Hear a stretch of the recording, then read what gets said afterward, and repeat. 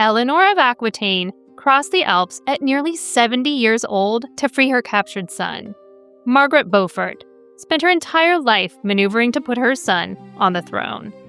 Margaret of Anjou raised armies to defend her child's crown. And one medieval woman somehow managed to raise 2 kings during the chaos of the Wars of the Roses.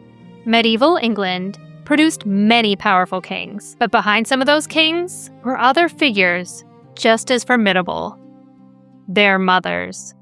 History didn't have the phrase boy mom, but medieval England certainly had a few, and one of the most legendary was Eleanor of Aquitaine. You might associate her with courtly love, the poetry, the troubadours, the romances. But what is courtly love compared to a mother's love? Because Eleanor of Aquitaine may also have been one of medieval history's ultimate boy moms. A teenage heiress, Eleanor inherited one of the most powerful territories in Europe, the Duchy of Aquitaine. She first married Louis VII of France, becoming Queen of France, but after 13 years of marriage and only 2 daughters, the union was annulled. The girls remained in France with their father. Eleanor, however, moved on quickly. Within weeks, she married Henry Plantagenet, the future Henry II of England, and this time, Eleanor had sons, 5 of them. Producing male heirs was the most important duty of a medieval queen, and in that sense, Eleanor succeeded spectacularly. Perhaps a little too spectacularly.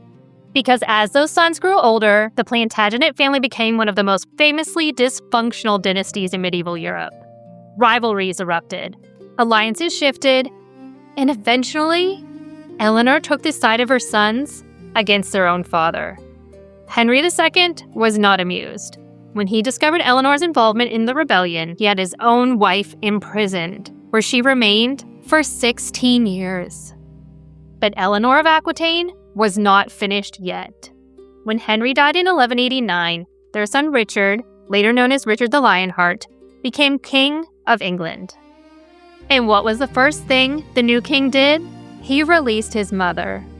Richard would reign for nearly 10 years, but historians estimate he spent as little as 6 months of that reign actually in England. Most of his reign was spent on crusade or campaigning abroad, which raises an important question. Who was running the kingdom? That's right, Mom was. By this point, Eleanor was already in her 60s, an age when most medieval women would have long since withdrawn from political life. Instead, she governed, negotiated alliances, issued charters, and maintained order in England while Richard pursued glory overseas. And when Richard was captured and then held ransom by the Holy Roman Emperor, it was Eleanor who worked relentlessly to secure the enormous payment required for his release. At nearly 70 years old, she personally crossed the Alps in winter to deliver the ransom. Once again, Mom to the rescue. After Richard's death in 1199, Eleanor was still working to secure the Plantagenet dynasty. She helped ensure that her youngest surviving son, John, would inherit the throne over rival claimants. John wasn't quite as much of a mommy's boy as Richard was. He wasn't as keen on letting Mom run the show. Big mistake, because John is now widely remembered as one of the worst kings in English history. Now in John's reign, even in her 70s, Eleanor was still negotiating alliances and shaping royal marriages across Europe. She died around the age of 80, an extraordinary lifespan for the 12th century, and one of the most influential women of the medieval world. Eleanor of Aquitaine did not merely raise kings, she helped make them. If Eleanor of Aquitaine represents the bold and dramatic version of a medieval boy mom who can do it all, Margaret Beaufort represents something else entirely: relentless strategy. Margaret gave birth to her only son, Henry Tudor, when she was just 13 years old. The birth was so difficult, she would never have another child. From that moment on, her life would revolve around him. Henry spent much of his childhood far from his mother, growing up in other households and eventually in exile. But Margaret's devotion never wavered. She longed to give her son the world, or at least, England. Henry's claim to the throne was extremely thin, It came through his mother's line, the Beaufort family, descendants of John of Gaunt, whose line had once been considered illegitimate. In other words, Henry's path to kingship was far from obvious. Though Henry would eventually win the throne by conquest, it was through his mother's bloodline that he had that claim at all. For decades, Margaret carefully navigated the dangerous politics of the Wars of the Roses, while her son remained abroad. And at some point, she seems to have reached a conclusion. If Henry Tudor was ever coming home to England, home to his mother, it would have to be as king. Margaret began working quietly behind the scenes, forging alliances and coordinating with powerful figures like Elizabeth Woodville. Together, they helped arrange the future marriage between Henry Tudor and Elizabeth of York, a union that could finally reconcile the rival houses of Lancaster and York. Margaret Beaufort was playing chess. And in 1485, at the Battle of Bosworth, the board finally tipped in her favor. Henry Tudor defeated Richard III and became Henry VII, the first Tudor king of England. But Margaret's influence didn't end there. At court, she held extraordinary authority, even referred to as My Lady, the King's Mother. She acted as one of Henry's chief counselors, even signing documents Margaret R., adopting the kind of royal signature normally used by queens themselves. It was more than a political partnership. Henry clearly trusted and respected his mother, and seemed to understand that he owed his crown in no small part to her. Margaret Beaufort had watched over her son from the moment of his birth, and in 1509, when Henry VII died, she was there at the end as well, helping oversee his funeral and the transition of power. Just days after attending the coronation of her grandson, Henry VIII, ensuring her son's dynasty would continue, Margaret Beaufort died herself. She had looked after her son from cradle to grave. And in doing so, she built one of the most powerful dynasties in English history. Margaret didn't just play chess. She invented the board. If you think your mom is over-involved in your career, remember that Margaret Beaufort literally forged a royal dynasty from a claim that most people considered a footnote. Margaret Beaufort didn't just raise a king, she built a dynasty that made him possible.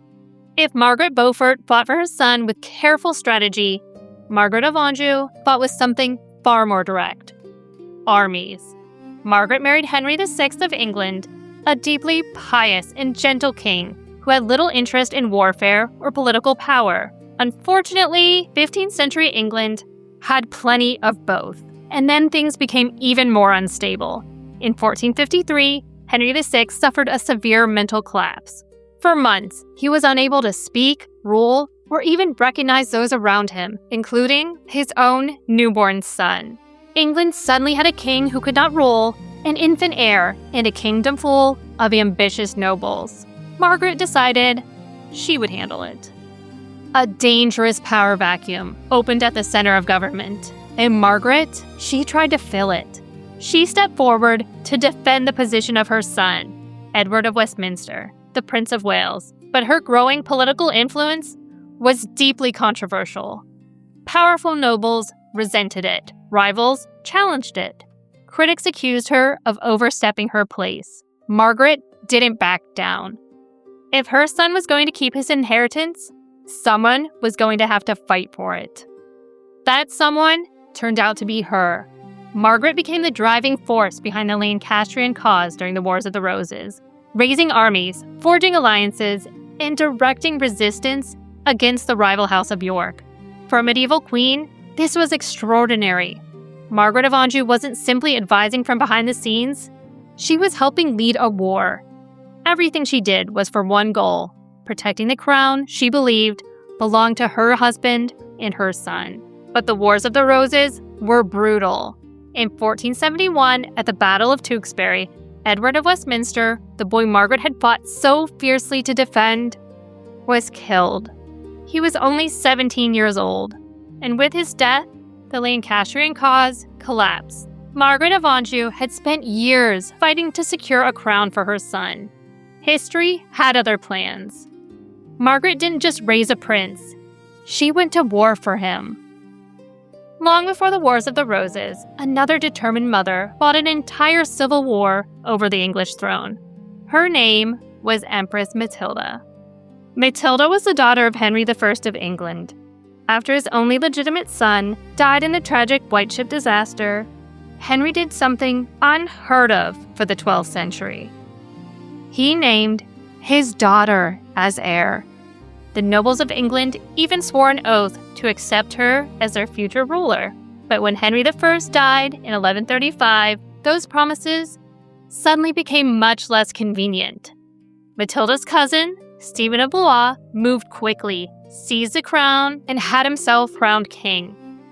Matilda did not accept this quietly. She invaded England and began a long and brutal civil war known as the Anarchy. At one point, she captured Stephen himself and held him prisoner. For a moment, it seemed the throne might finally be hers. Matilda even held London and was proclaimed Lady of the English. Coins may even have been struck in her name. She came closer than any woman before her to ruling England in her own right. But the final step, the coronation, never came. The tide of the war turned again. Matilda herself was forced to escape from Oxford Castle in the middle of winter, reportedly dressed in white as she crossed the frozen countryside to evade capture. After years of war, the conflict finally ended in compromise. Stephen would remain king, but when he died, the throne would pass not to his own son, but to Matilda's. That son became Henry II, the first Plantagenet king of England. The crown should have been Matilda's, and she knew it. She fought for it. But after years of conflict, she may also have understood something else, that England was not ready for a ruling queen. If she could not wear the crown herself, she would make sure her son did. Empress Matilda didn't just raise a king. Her struggle made the Plantagenet dynasty possible. Our final medieval boy mom takes us back into the chaos of the Wars of the Roses. If the Plantagenets had a family reputation, it was drama.